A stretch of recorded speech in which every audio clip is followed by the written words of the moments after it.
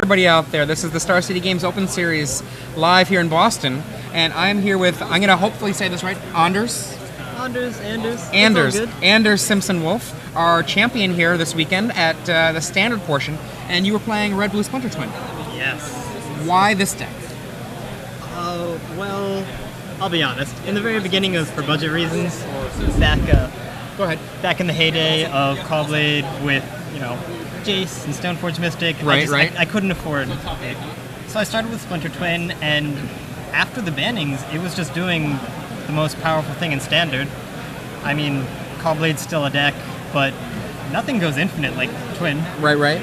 Now, in your last game there, in the finals, you had basically the nice perfecto turn 4 kill, and you were safe as soon as you cast your Deceiver Exarch, tapped one of his 2 mana. You know he can't combust you now, because he has to do it then. And he doesn't have the green for Naturalized, so you got the free and clear win, right? How many times did you just have moments where your opponent just couldn't do anything on turn 4 and they were dead? Not often. It's hard to find the combo on turn 4. Right. And usually I actually played a decent amount of Caw-Blade in the Swiss, so people would just leave open mana, and I couldn't just assume that they had nothing. Dismember makes that too difficult to make that assumption? Dismember is a terrible card. I don't like it. Is it just because of the breaking of the color pie? I'm okay with that. I don't know. I don't think too much in the Vorthos realm. Just from the Twin perspective, a single mana from any deck is always threatening. Right. You're running Dismember yourself. It's good. I mean, I have to say, I have not seen Dismember very often in Splinter Twin. And are you using it primarily defensively or to fight against other Twin combos or spell skites? It's for everything. A lot of people have more Twisted Image in that slot, but Twisted Image is very narrow. Twisted Image hits Spellskite, which you need to hit, but Dismember hits Spellskite, Sylvok Replica, Urabrask, Kazul. It can be used offensively for other Twin combos, or just anything. Like if you want to stunt a Valakut player's growth, Dismember or Battlement. Right. Is there anything that you picked up over the course of playtesting, over the course of this tournament, that you think is a lesson that a player picking up Splinter Twin, or perhaps your version of Splinter Twin, might not realize right away? Something that you could give them a heads up on? Okay. The deck can lose to itself. Earlier in the Swiss, I was playing Caw-Blade, and I had the free and clear. He was tapped out on his turn. I had Shrine at 8. Break it, Preordain, Ponder, don't find anything. So really be conservative with your cantrips.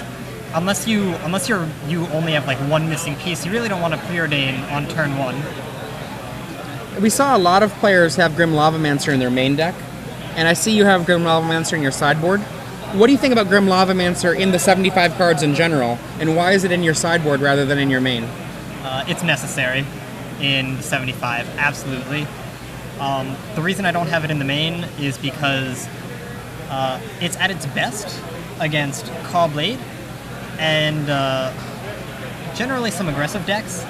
The only thing is in the main, your game 1 against against Caw-Blade is already pretty good. Right. So you don't really need him. And against the aggressive decks, they have all of their cheap burn that isn't as relevant against your combo, so why give them a target? Out of the sideboard, it's incredible against Caw-Blade because it will kill their Hawks, which reduces their clock, and it also pressures Jace. I was very afraid of Jace because I have no way to deal with him. And then against the aggressive decks, they board out things like some Lightning Bolts or Burst Lightnings, and he will live more often, or eat a Dismember. Right. You beat Jerry Thompson in the semifinals in 3 games. Can you say anything about that match? Was that like a close one? I hear that there was a nail biter going on. So game 1, I won, not a big to-do. Game 2, he couldn't find any of his 3 Torpor Orbs, for which I was eternally grateful. I hear there was a Torpor Orb in game 3, though. There were 2. He went turn 4 Torpor Orb and then turn 5 Torpor Orb. Yikes. And, I have 1 Shatter and 2 Into the Royals, so we're really hoping for a lot. And I don't got it. But I just start attacking with Deceiver Exarchs and Grim Lavamancer. I think he must have done 8 damage on his own, 9 damage. Yeah, I know, Deceiver Exarch, it has a power. It's true. So you just attacked for the victory through Torpor Orb and used Grim Lavamancer. Yeah. That's awesome. That's awesome. Now, there's a reason that Grim Lavamancer is a staple in Legacy. Oh, yes. Yeah. So, a couple last questions. Where are you from? I'm from Doylestown, Pennsylvania. Okay, so not too far, right? It's a longer story than that. I'm from there, but I actually attend school in Boston. Right. But I'm working a summer job in Vermont, so it was Okay, it was like okay. a 6-hour trip. Gotcha. And so you came here, and you had your deck. You were really ready. You finish beating Jerry Thompson first, and then in the finals, beating Valakut, and now you're a Star City Games champion. Do you think you're going to come to more Star City Games events now? Unquestionably. It's like you've got the fire even more? Oh, absolutely. I've got the fire. I've got the travel money. I've got everything. Excellent. Well, congratulations. Thank you. And good luck if you do a draft challenge or if you do other events. You're not doing the Legacy, though? Probably not the main event. Okay. Well, have fun this weekend, and congratulations once again. Thank you very much. This is Anders, Simpson Wolf, and our champion for the Star City Games Open Series live here in Boston. See ya. We'll be back in a few.